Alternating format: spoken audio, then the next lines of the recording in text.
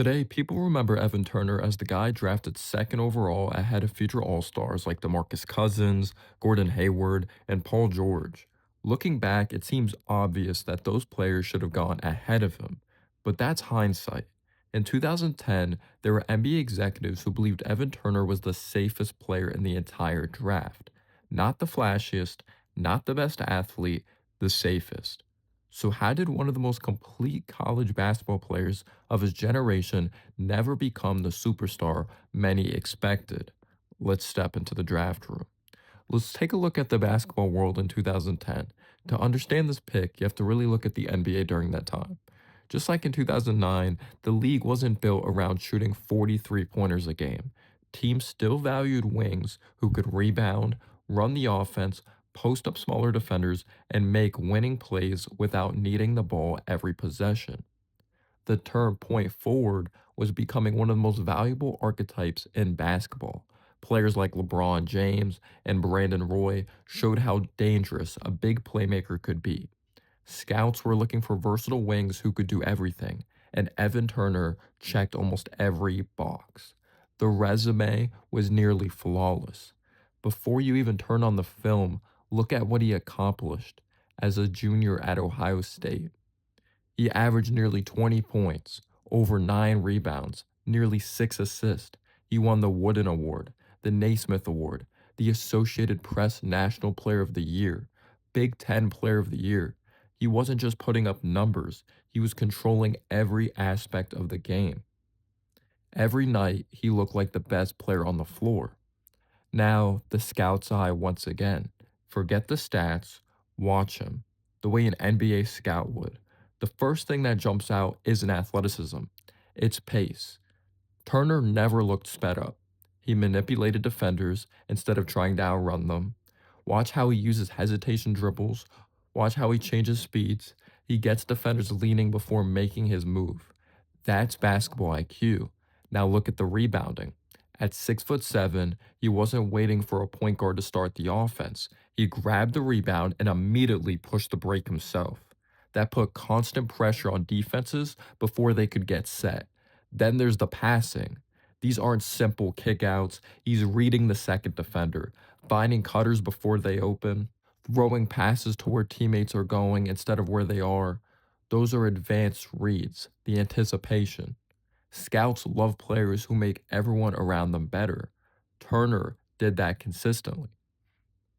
If you talk to NBA scouts before the draft, you'd hear the same words over and over and over again: versatile, winner, competitive, mature, high basketball IQ, complete player. His elite skill wasn't one move, it was his complete game. He could score, rebound, pass, handle the basketball, defend multiple positions, run an offense, play on or off the ball. The thinking was simple. Players this complete usually become stars. The comparisons. Scouts weren't trying to find another Michael Jordan. Instead, they saw pieces of several great players. Some saw Brandon Roy because of his pace and ability to control games. Others saw Andre Iguodala because of his versatility, defense, playmaking, maturity. Some believed he could become an oversized primary ball handler who made everyone around him better. Those weren't lazy comparisons, they reflected the role scouts envisioned for him. But here's the confusing part. Here's where the evaluation gets interesting. Even though Turner was viewed as one of the safest prospects in the draft, there were real concerns. The biggest one was his jump shot. His release was slow. His mechanics weren't always consistent. He wasn't a reliable 3-point shooter. Some scouts wondered, what happens if NBA defenders simply go under every screen? Can he consistently create separation without elite shooting? There were also questions about his athletic ceiling. He wasn't explosive. He relied on craft, timing, and feel. That worked in college. Would it work against the best athletes in the world? Those concerns were real. They just weren't considered big enough to outweigh everything else he brought to the table. Now you think about why Philadelphia took him. Now put yourself in the 76ers draft room. Philadelphia wasn't one player away from competing for a championship. They needed talent. They believed they were selecting the best basketball player available, a 6'7" playmaker, national player of the year, elite rebounder, elite passer, high character leader, a player who consistently elevated his teammates. When someone dominates one of the toughest conferences in college basketball while impacting every part of the game, that's usually a player you bet on. At the time, this wasn't considered a reach. Many people believed Philadelphia had gone exactly who they should have taken. So, what went wrong? This is where scouting becomes incredibly difficult. Almost everything Turner did well translated. He became a good rebounder, a good passer, a capable defender, a smart player, a respected teammate.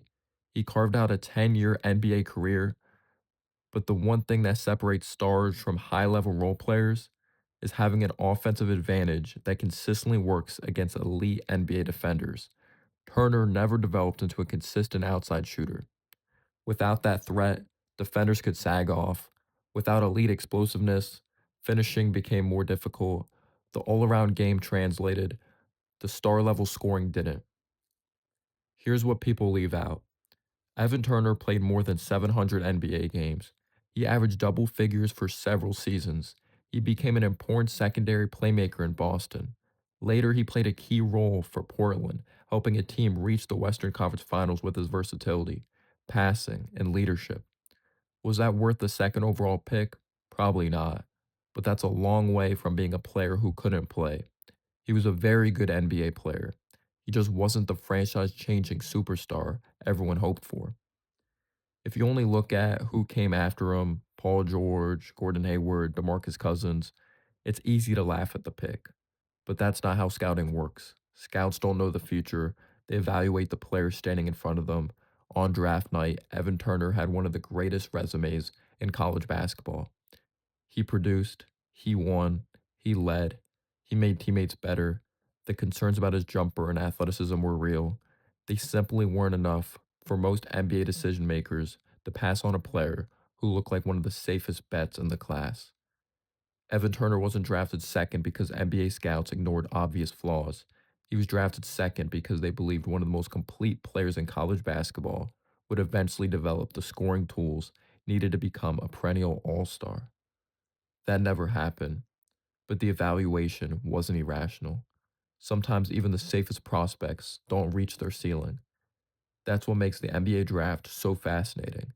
Next episode, we'll look at another player fans call a bust and ask the same question: were the scouts actually wrong, or are we judging the pick with the benefit of hindsight?